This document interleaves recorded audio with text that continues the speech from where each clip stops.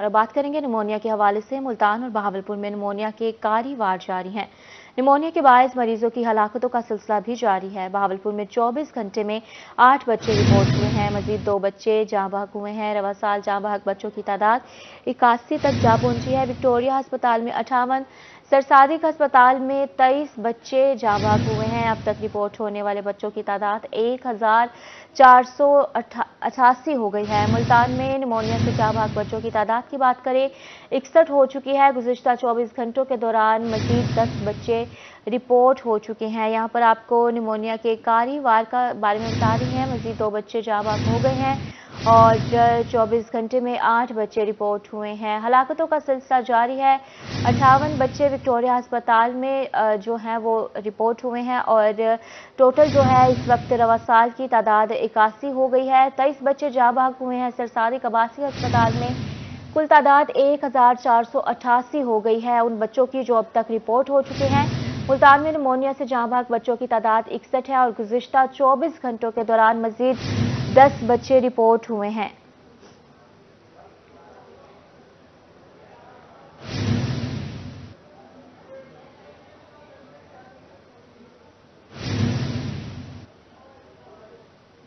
Pneumonia के बाद अब बात करेंगे गैस्ट्रोमर्स के हवाले से। बहावलपुर में गैस्ट्रोमर्स सर उठाने लगा है। बहावलपुर में एक रोज में गैस्ट्रो के 63 मरीज रिपोर्ट हुए हैं। सरसादिक अस्पताल में एक रोज में 35 मरीज लाए गए हैं।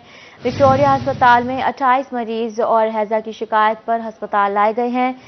गैस्ट्रो का शिकार शहरियों में 20 खवातीन शामिल हैं, 10 बच्चे भी शामिल हैं। ज्यादातर मरीजों में हैजा के मरीज शामिल हैं। यहाँ पर आपको अपडेट करें हैं गैस्ट्रो के मरीज बढ़ने का सिलसिला जारी है। 63 मरीज रिपोर्ट हो चुके हैं गैस्ट्रो के और एक रोज में ये मरीज रिपोर्ट हुए हैं। बहावलपुर में सरसादिक अस्पताल में एक रोज में 35 मरीज लाए गए हैं। ताहिर जो ये हमारे साथ तफसीलात के लिए मौजूद है। ताहिर बताइएगा।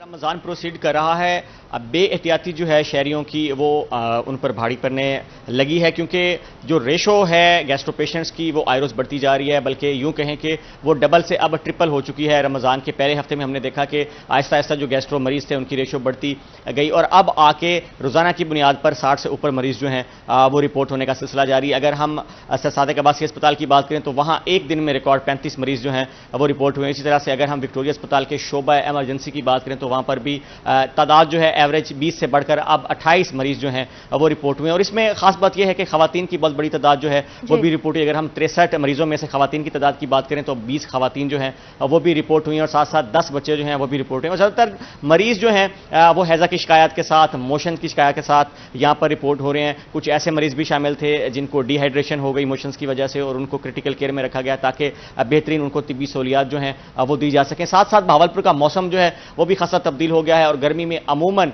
जो शहरी हैं गैस्ट्रो का शिकार होते हैं, लेकिन इस दफा मौसम जो है वो अभी खट्टा मीठा ही चल रहा है। इतना दर्जा राहत अभी नहीं बढ़ा है, लेकिन इसके बावजूद गैस्ट्रो जो है वो थोड़ा सर उठाने लगा है। और इस हवाले से अस्पताल में विक्टोरिया अस्पताल की बात करें तो इंतजाम जो हैं वो इस वाले से स्पेशल किए गए हैं ताकि जैसे मरीज हैं गैस्ट्रो के जिस नौयत के आए उनको फौरी तौर पर तिब्बी इमदाद जो है वो फराहम की जा सके। हमारे साथ शोबा एमरजेंसी के DMS मौजूद हैं डॉक्टर एजाज साहब, उनसे बात कर लेते हैं कि वो इस वाले से क्या कहते हैं। डॉक्टर साहब, किस नौयत के गैस्ट्रो के मरीज आ रहे हैं और क्या प्रिकॉशंस होंगी इन हालात में जबकि रमज़ान भी है और मौसम जो है वो भी तब्दील हो रहा है? अस्सलाम वालेकुम जी, मेरा नाम डॉक्टर एजाज है और मैं शोबा एमरजेंसी में as a DMS protocol officer और तमाम अमूर जो है इनकी सरबराही देख रहा हूँ।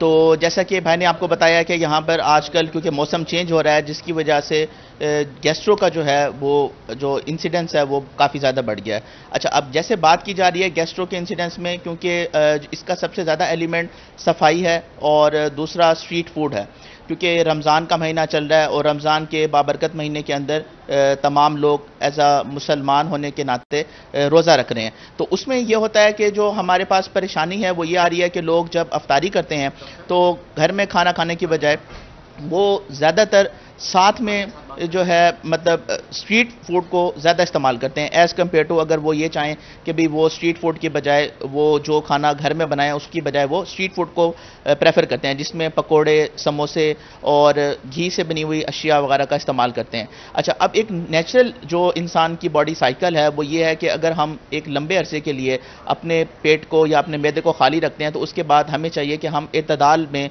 खाना इस्तेमाल करें और कोशिश करें कि साफ़ सुथरा और घर का बना हुआ खाना खाएं। लेकिन लोग इस चीज़ में बेहतियाती करते हैं, वो बाहर से बनी हुई चीज़ों को ज़रूरत से ज़्यादा मिकदार में लेते हैं, तो उसकी वजह से फिर एकदम मैदे पे प्रेशर डेवलप होता है और उसकी वजह से हमें फिर वॉमिटिंग की कैफियत और वॉमिटिंग की कैफियत के साथ साथ हमें फिर बाद में डायरिया या मोशन की कंप्लेन हो जाती है। अच्छा, इसके लिए हमारे पास जो एवरेज है, जैसा कि भाई ने बताया है कि तकरीबन 60 प्लस की एवरेज है, जो कि सादिक अब्बासी और विक्टोरिया हॉस्पिटल दोनों को मिला के है। इसमें हमने जो इंतजामात किया हुआ है इस चीज़ को पेश नज़र रखते हुए, वो हमारे पास शोबा इमरजेंसी के अंदर स्पेशली जो है डायरिया कंट्रोल यूनिट बनाया गया है।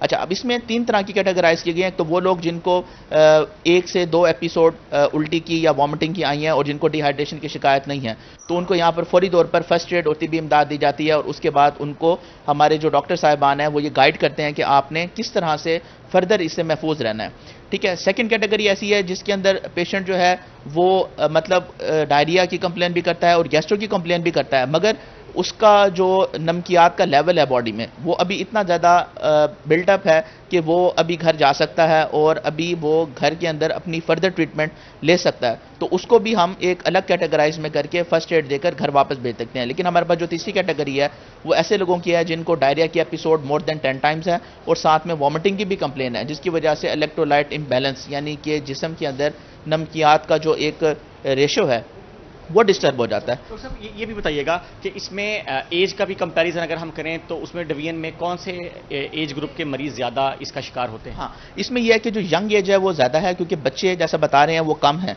बच्चे जो है तकरीबन 8 to 10 रिपोर्ट हो रहे हैं, लेकिन जिसमें मेल्स की तादाद ज़्यादा है बड़ों में एज़ कम्पेयर टू ख़वातीन 20 से 35 के करीब और मेल तकरीबन 40 to 50 के करीब दोनों यूनिट्स में हमारे पास अवेलेबल हैं। अच्छा, ये भी बताइएगा कि जो कॉम्प्लिकेशंस हैं गैस्ट्रो की उसमें ज़्यादा कौन सी हैं?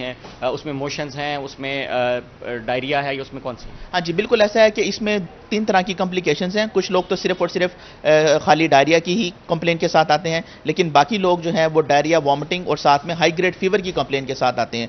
तो ये 3 कॉम्प्लिकेशंस जो है वो कॉमनली देखी गई हैं। अच्छा, अब मौसम भी थोड़ा सा तब्दील हो रहा है, चेंज हो रहा है, तो उसका भी कोई इम्पैक्ट है या सिर्फ ये रमज़ान की मुनासबत से ही है? जी बिल्कुल, मौसम का बड़ा इफेक्ट है। अब आपने देखा होगा कि जैसे मौसम चेंज हो रहा है तो मक्खियों की तादाद बढ़ रही है, तो बेसिकली जो इसका कैरियर है वो फ्लाइज हैं और जो इसका सोर्स है उसका वेक्टर है वो मक्खियां हैं। जैसे जैसे उनकी तादाद बढ़ेगी तो और सफाई सुथराई का ख्याल हमारे यहाँ अमूमन स्ट्रीट फूड में इतना ज़्यादा नहीं होता और मशरूबात वगैरह और इस तरह की ठंडी चीज़ों का इस्तेमाल ज़्यादा होता जाता है, तो उसमें जो है ना आप इस चीज़ का परहेज़ करें और इस चीज़ का परहेज करने से आप अपने आप को इन चीज़ों से बचा सकते हैं। बिल्कुल जी, परहेज जो है वो इलाज से बेहतर है और सूरत हाल जो है वो थोड़ी सी अब परेशान कुन दिखाई दे रही है, क्योंकि आए रोज़ जो गैस्ट्रो के मरीज़ हैं उनकी तादाद में इजाफा देखने में आ रहा है। हमारे साथ डॉक्टर जवेद असलम साहब भी मौजूद हैं, उनसे भी हम राय लेते हैं कि वो शहरियों को क्या मशवरा देना चाहेंगे। डॉक्टर साहब, क्या मशवरा होगा ख़ास तौर पर इन हालात में रेशो जो है वो गैस्ट्रो की बढ़ती जा रही है? अस्सलाम वालेकुम।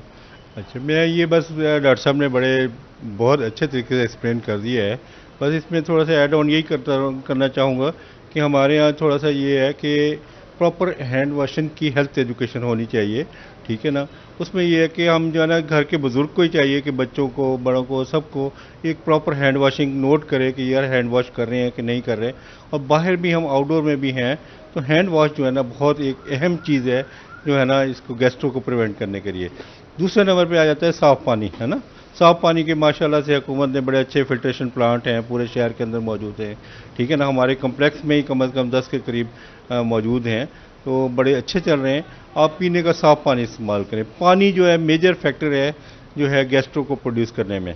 तीसरे नंबर पे आ जाता है कि रॉ फूड जो रेडियों पर बन के पड़ा हुआ है और प्रॉपरली उसको जो है ना कवर नहीं किया गया, तो बेहतर है आप कोशिश करें कि ना खाएं, ठीक है ना। जहाँ पे प्रॉपर हाइजीनिक टेक्निक्स हैं वहाँ पे आप वो फूड इस्तेमाल करें, ठीक है। और दूसरा सबसे अच्छा तरीका ये है कि आप फूड ले आएँ, उसको घर में आके साफ़ सुथरे तरीके से धोएं, वॉश करें और उसके बाद उसको कुक करें और खाएं। और इसमें जो है ना मैं दो जो है ना एज के हिसाब से हैं, दो लोगों पे ख़ास नज़र रखनी। एक तो बच्चों को डायरिया हो जाए हम फौरी तौर पे कोशिश करें कि हम किसी न किसी डॉक्टर को एंगेज कर लें ताकि देसी टोटके और अपनी दवाई इस्तेमाल करें। और दूसरा बुज़ुर्ग हैं ओल्ड एज में, ठीक है ना, ये दोनों ऐसे जो है ना एज ग्रुप्स हैं जो डिहाइड्रेशन से बहुत जल्दी इफेक्ट हो जाते हैं और इनकी मॉर्टेलिटी रेट बड़ा ज़्यादा है, ठीक है ना, तो इन पे हमें ख़ास नज़र रखनी चाहिए। तो बाकी डॉक्टर साहब ने बड़ा माशाल्लाह अच्छा। ये भी पूछना चाहूँगा कि अब जैसे सूरत हाल अब थोड़ी सी डेवलपिंग स्टेज पे है, फिर आने वाले दिनों में अगर मरीज ज़्यादा होते हैं तो अस्पताल पे भी प्रेशर पड़ता है, जारी बात है, फिर डॉक्टर ज़्यादा ऑक्यूपाई इस मर्ज के लिए हो जाए। हमने जो है ना गेस्ट्रो के लिए अलहदा से हम जब यूं ही सीज़न स्टार्ट होता है अलहदा से हम बेड डिफाइन कर देते हैं ताकि कोई डिज़ास्टर हो जाए या कोई बड़ा इवेंट होना शुरू हो जाए या पेशेंट बनने शुरू हो तो हम उन बेड्स को इस्तेमाल करते रहें। इसी तरह मेडिसिन की अवेलेबिलिटी को इंश्योर कर लेते हैं ताकि गेस्ट्रो की मेडिसिन किसी को कोई तंगी ना हो। ठीक है जी, बिल्कुल जी। Director emergency doctor Javed Aslam और साथ साथ डीएमएस हमारे साथ मौजूद थे, जो कि हमें बता रहे थे कि किस तरह से रमज़ान और मुबारक के महीने में गैस्ट्रो के मर्ज से बचा जा सकता है। और यही इनका कहना है कि एहतियाती तदाबीर जो हैं वो इख्तियार करें शहरी, और खाने पीने में एहतियात बहुत ज़रूरी है। बाजारी अशिया जो हैं उनसे परहेज़ करें, घर की अशिया का इस्तेमाल करें और साथ साथ जो मशरूबात हैं उनका भी इस्तेमाल से गुरेज करें, घर की बनी हुई अशिया इस्तेमाल करें। और आजकल मौसम बदल रहा है, मक्खियाँ जो हैं वो भी काफ़ी हद तक बढ़ गई हैं और वो कैरियर हैं गैस्ट्रो के मर्ज का, तो इसलिए घर की जो फूड है वो इस्तेमाल करें, बाहर बाजार की अशिया जो है वो कम इस्तेमाल करें ताकि गैस्ट्रो का मर्ज जो है उसको कंट्रोल भी किया जा सके और साथ साथ शहरी जो हैं वो रमज़ान और मुबारक के महीने में अपनी सेहत जो है उसको बरकरार रख सकें। जी ताहिर जोया, बहुत शुक्रिया आपकी तफसीलात के लिए। यहाँ पर आपको अपडेट करें, गैस्ट्रो का शिकार शहरों में 20 खवातीन और 10 बच्चे शामिल हैं। गैस्ट्रो का मरीज बढ़ता जा रहा है, ज़्यादातर मरीजों में हैज़े के मरीज शामिल हैं।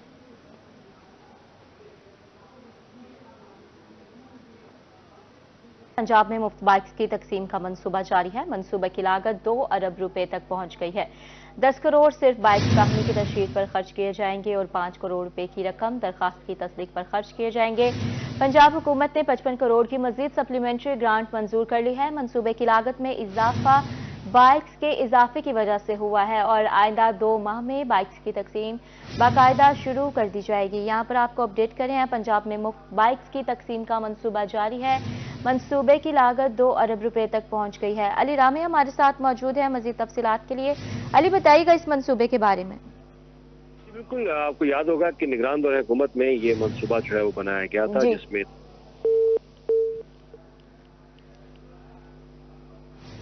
अली रामी के साथ हमारा राब्ता मुनक़ता हो चुका है, बहाल करने की कोशिश करेंगे। फिल वक्त आपको बता रहे हैं, पंजाब में मुफ्त बाइक्स की तकसीम का मंसूबा शुरू हो चुका है। 5 करोड़ रुपए की रकम दरख्वास्त की तस्दीक पर खर्च किए जाएंगे और पंजाब हुकूमत ने 55 करोड़ की मजीद सप्लीमेंट्री ग्रांट मंजूर कर ली है। मंसूबे की लागत में इजाफा बाइक्स के इजाफे की वजह से हुआ है।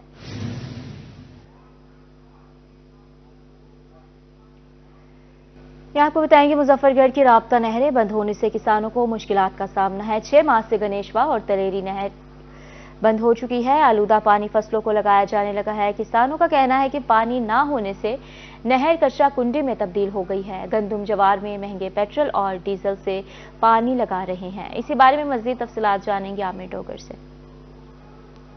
और जी बिल्कुल, मुजफ्फरगढ़ शहर के वस्त से गुजरने वाली दोनों राब्ता नहरें जो हैं वो कम अज़ कम 6 माह से जो वो बंद हैं। अगर कैमरा मैन आपको मेरे राइट साइड पर दिखा सकें तो ये बरसीम है जिसे इन दिनों में पानी की बहुत ज़्यादा ज़रूरत होती है और इसके साथ ही जवार है उसको भी पानी की बहुत ज़्यादा ज़रूरत होती है। और सबसे अहम चीज़, गंदम की फसल जो है वो तैयार होने के करीब है। इस वक्त एक किसान हमारे साथ मौजूद है, उनसे ज़रा इस हवाले से जानते हैं क्या सूरत हाल है। जी बताइएगा, कितना पानी चाहिए गंदम को? पानी की 3 पानी में गंदम तैयार होती है, लेकिन एक ही पानी हुआ है। अभी 3 पानी लगाने हैं। पानी का बहुत ही मसला है, इसलिए किसान बहुत परेशान है। डीजल इतना महंगा है ना, 100 से भी ज़्यादा डीजल जो है वो बहुत महंगा है। इस हवाले से किसान जो है वो परेशानी का शिकार हैं। कैमरामैन से मजीद कहूँगा कि मेरे साथ चलें और ये दिखा सकें कि ये छोटा पौधा है और यहाँ पर जो है वो पानी जो लगाया गया है किसानों की जानिब से,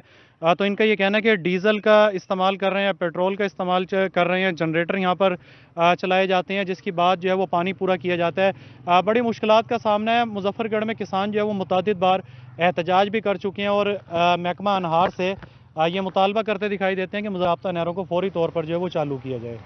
जी शुक्रिया आमिर।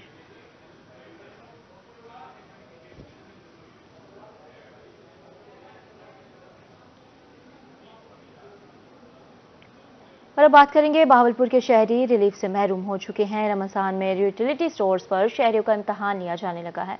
आटा बहरान के बाद स्टोर्स पर चीनी और घी का स्टॉक खत्म हो गया है। यूटिलिटी स्टोर्स के बाहर की तारों में बदनजमी से सार्फिन खार हो रहे हैं। मजीद तफसीलात जानते हैं ताहिर जोया से। ताहिर बताइएगा अब तक की सूरत हाल। बिल्कुल जी, रमज़ान उल मुबारक में भी शहरियों के इम्तिहान जारी हैं। यूटिलिटी स्टोर्स पर आटा बहरान ताहाल जारी है। मैं चाहूँगा मेरा कैमरामैन अकरम शाहीन दिखाए तो अभी भी लाइनों में बहुत बड़ी तादाद में खवातीन और मर्द खड़े हैं। सिर्फ 100 थैला आटे का यहाँ पर पहुँचा है और खवातीन और मर्दों की तादाद 400 और 500 के करीब है। धक्कम पेल का सिलसिला जारी है, आगे भगदड़ का सिलसिला जारी है, लेकिन जो आटा बहरान है वो यहाँ से कहीं बेहतर होता नजर नहीं आ रहा। रमज़ान मुबारक शुरू होते ही जो शहरी हैं वो ख्वार हो रहे हैं आटे के लिए। रोज़ादार खवातीन हैं, घरों के कामकाज छोड़ के आई हैं। बात करते हैं, आप कितनी देर से आए हैं और क्या सूरत हाल है? आटा मिलता है नहीं मिलता? पता नहीं है सर, घंटा डेढ़ हो गया हमें तो। 9 बजे से आए हुए हैं, अभी तो कुछ भी नहीं हो रहा है। ये आ रहे हैं जा रहे हैं, ये कोई लेके जा रहा है, कोई किसी को मिल रहा है, किसी को नहीं मिल रहा। अभी ठहरे हुए हैं सब के सब। धक्कम पेल जो है वो गेट पर जारी है। इनको मिल गया है, ये खुशकिस्मत है, आटा लेकर जा रहे हैं। लेकिन बहुत बड़ी तादाद खवातीन की, बुजुर्ग खवातीन हैं, ये देखें माजूर खवातीन है जो आई हैं। आपको आटा मिल गया? आटा तो मिल गया, घी तो नहीं मिला, ना चीनी मिली। क्यों? क्या पता, उनका ही नहीं ऐसा रोज पानी चाहती हूँ। चीनी तो आटा चीनी पड़ी है, क्यों नहीं मिली? आके नहीं ली थी सकता। अच्छा हाँ, चीनी का नहीं ऐसा आए थे। ठीक है, पानी में रुखाती हूँ। चलें जी, अल्लाह ताला बेहतर करेगा। बुजुर्ग खातून है, आटा इनको मिल गया है लेकिन ना चीनी मिली है ना घी मिला है। यहाँ पर चीनी और आटा साथ में जो स्टॉक है घी और चीनी का वो भी खत्म हो गया है। बिल्कुल जी, 8 बजे से ये लाइनों में खवार हो रहे हैं और अभी तक इनको आटा नहीं मिल सका है। कुछ लोगों को मिला है लेकिन ज़्यादातर लोगों को नहीं मिला। और दूसरा जो अहम बात यह है कि यूटिलिटी स्टोर्स नहीं और साथ साथ घी का जो स्टॉक है वो भी खत्म हो गया, जिससे शहरियों को काफ़ी मुश्किल का सामना है। जी शुक्रिया ताहिर जोया। आगे बढ़ने के बुलेटिन में, मुल्तान में social welfare power wheelchair unit का काम ताखीर का शिकार है। फंड्स की कमी के बायस तामीराती काम सुस्त रवि का शिकार है। ताहाल बिल्डिंग का 60% काम ही मुकम्मल हो सका है। तफसीलात बताएंगे इसी बारे में Suhera Tariq. Social welfare department की जानिब से पावर व्हीलचेयर यूनिट का क़याम 2 साल बाद भी मुकम्मल नहीं हो सका है। सोशल वेलफेयर कॉम्प्लेक्स में जो है वो डिसेबल अफराद को बेहतर रोज़गार फ्राहम करने के लिए इलेक्ट्रिक पावर व्हीलचेयर यूनिट का क़याम जो है वो अमल में लाया जाना था। इस हवाले से जो डिपार्टमेंट की जानिब से जगह भी सोशल वेलफेयर कॉम्प्लेक्स मतीतल सेंटर में मुख्तस की गई थी और इसके लिए तकरीबन 10 करोड़ रुपए के फ़ंड्स की मंजूरी दी गई थी, लेकिन अभी तक फ़ंड्स जो हैं वो मुकम्मल जारी नहीं हो सके, जिसकी वजह से इसका क़याम जो है वो मुमकिन नहीं हो सका। पावर व्हीलचेयर यूनिट का मकसद ये था कि वहाँ पर इलेक्ट्रिक व्हीलचेयर्स जो हैं वो बनाई जाती ताकि जो जनूबी पंजाब के डिसेबल अफराद हैं, किसी भी किस्म की वो माजूरी का शिकार हैं, उनको वहाँ से पावर व्हीलचेयर मुफ्त फ्राहम की जा सकती है और उसके साथ साथ उनको वहाँ पर रोज़गार के मौके भी फ्राहम किए जाने थे। जो भी वहाँ पर व्हीलचेयर मेकर्स और इंस्ट्रक्टर्स के हवाले से ये हिदायत जारी की गई थी कि वो भी डिसेबल अफराद को तरजीह दी जाएगी, लेकिन फ़ंड जारी ना होने की वजह से अभी तक जो है वो ये मनसूबा ताख़ीर का शिकार है और जो माजूर हैं उनको इस हवाले से मायूसी का सामना भी करना पड़ रहा है। जी शुक्रिया सुहेरा तारिक।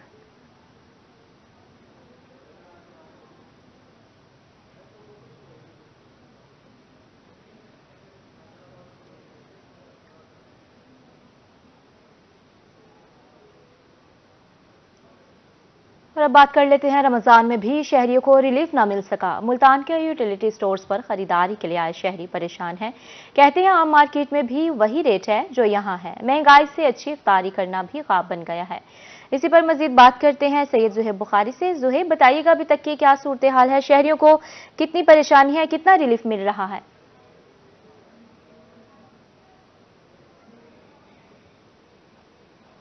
दीगर शहरों की तरह मुल्तान में भी जो महंगाई का एक तूफान है उसने जो है वो शहरियों की जो मुश्किलात हैं उसमें मजीद इजाफा कर दिया है। बात करें मुल्तान शहर के हवाले से तो मुल्तान शहर में जहाँ पर मसनूई महंगाई जो है वो इस वक्त अपने जोबन पर है, तो वहीं पर यूटिलिटी स्टोर्स पर भी जो है वो शहरियों को सस्ती अशिया जो है वो दस्तियाब नहीं हो रही, जिस वजह से शहरियों को मुश्किलात में जो है वो काफ़ी इजाफा जो है वो देखने में आ रहा है। तो इस वक्त भी हम एक यूटिलिटी स्टोर पर जो है वो मौजूद है, जहाँ पर मेरा कैमरा मैन एडी नवाज अगर आपको दिखा सके तो इस वक्त भी जो शहरी हैं वो लंबी कतारों में यहाँ पर मौजूद है। सिर्फ अपनी बारी का जो है वो इंतजार किया जा रहा है कि शायद जो है वो हमें कोई सस्ता आटा या सस्ती चीनी या फिर सस्ता घी जो है वो दस्तयाब हो सके। तो सुबह से जो शहरी हैं वो यहाँ पर आए हुए हैं और कुछ शहरी जो है वो यहाँ पर मौजूद भी होंगे, उनसे भी जो है वो हम इस बारे से बात करेंगे। क्या कहना चाहेंगे? यूटिलिटी स्टोर से कहते हैं कि सस्ती चीजें मिलती हैं, आटा मिल रहा है सस्ता? बहुत महंगा दे रहे हैं, तो बाहर 1350 का 1450 का दे रहे हैं। जो आयल है उसको दे रहे हैं, जो आयल है उसको नहीं दे रहे। परेशानी सबके लिए, सबको दें, सबको मिले। और ये तो बाद में किसी को मिलता है, किसी नहीं मिलता। यहाँ घंटा लाइन में खड़े हैं, अब जाएंगे आयल नहीं है जी, बात खत्म होगी। आप क्या कहना चाहेंगे? कितनी मुश्किलात है? महंगाई जो है वो इस वक्त अपने बहुत मुश्किलात है भाईजान, बहुत ज्यादा मुश्किलात है। तो सस्ती अशिया मिल रही है यहाँ पर, तो ये तो कहते हैं कि यूटिलिटी स्टोर पर अच्छी चीजें, सस्ती चीजें किसी को दे रहे हैं, हर किसी को लिए नहीं है। किसको दे? जिसको कहते हैं आयल है वो दे रहे हैं, जिसको ना आयल है उसको नहीं दे रहे। और भी जो है वो शहरी हमारे साथ मौजूद होंगे, उनसे भी जो है वो इस वाले से बात कर लेते हैं। क्या कहना चाहेंगे? कितनी मुश्किलात है, कितनी परेशानियां माह रमजान में रोजा अफ्तार करना कितना मुश्किल हो गया? अस्सलाम वालेकुम सर, यहाँ से इन्फ्लेशन जो अफराती ज़रा है वो आसमान को छू रही है। इतनी महंगाई है, आटा हो चीनी हो। हमने सिलेबस में तो पढ़ा था एक एग्रीकल्चर कंट्री है, लेकिन अब उसके प्रैक्टिकल वर्क पे देखें तो एक जोरदार तमाचा बजता है। यहाँ एलीट क्लास को तो हर चीज़ की फैसिलिटीज़ हैं, उनकी अयाशियाँ ख़त्म नहीं होती, लेकिन जो अवाम है, पब्लिक है, उसके लिए कोई रिलीफ नहीं है। गवर्नमेंट की पॉलिसियाँ फ्लॉप हो चुकी हैं, फेल हो चुकी हैं। कोई एक प्रॉपर किस्म की कोई पॉलिसी नहीं है जो गरीब आवाम को रिलीफ दे सके। क्या चीनी आटा कोई चीज मिल रही है? कोई सस्ती चीज भी मिल रही है? कोई भी मुनासिब नहीं है। आप देखें 10 kg आटा के लिए सुबह से रोजे के साथ लोग लाइनों में लगे हुए हैं, ये तो कोई बात नहीं है ना। इस हवाले से आटे के लिए, चीनी के लिए सुबह से रोजे के साथ लोग लाइनों में आपके सामने हैं। सर आप क्या कहना चाहेंगे? कितनी मुश्किलात हैं? रोजमर्रा की अशिया जो है वो खरीदने आए हैं, माह रमजान भी चल रहा है, रोजा भी अफ्तार ठीक है। शहरी जो है वो हमारे साथ मौजूद थे और उनके जानिब से जो है वो यही कहना है कि अब अच्छी अफ्तारी करना भी जो है वो उनके लिए ख्वाब से जो है वो बन चुका है। तो शहरी जो है वो अपनी मुश्किलात के जो है वो बढ़ते हुए इजाफे को जो है वो बयान कर रहे थे। इस वक्त भी हम यूटिलिटी स्टोर पर मौजूद है, जहाँ पर शहरी जो है वो महंगी अशिया की वजह से जो है वो उनको काफ़ी मुश्किलात का जो है वो सामना जो है वो करना पड़ा। तो शहरी जो है वो यही हुकूमत से भी जो मुतालबा कर रहे हैं कि जो बाहर मार्केट में जो महंगाई है वही जो है वो यहाँ पर भी महंगाई है, तो जो मसनूई महंगाई करने वाले उनके खिलाफ जो है वो कार्रवाई की जाए। जी बहुत शुक्रिया आपका सैयद सुहेब बुखारी। मुल्तान में स्कूल्स की लिस्ट हर डिस्ट्रिक्ट से तलब करने की हिदायत की गई हैं। डायरेक्टरेट ऑफ पब्लिक इंस्ट्रक्शन की CEO से लिस्ट तलब। स्कूल की छुट्टी होने पर ट्रैफिक ब्लॉक होने के मामले पर लिस्ट तलब की गई है। तमाम CEOs लिस्ट 5 अप्रैल तक साउथ ऑफिस में मुहैया करेंगे। लिस्ट के मुताबिक हाई ट्रैफिक रोड पर मौजूद स्कूल्स की टाइमिंग तब्दील किया जाएगा और 15 अप्रैल के बाद तमाम स्कूल्स की टाइमिंग तब्दील की जाएगी। हर स्कूल की छुट्टी में 15 मिनट का वक्फा रखा जाएगा।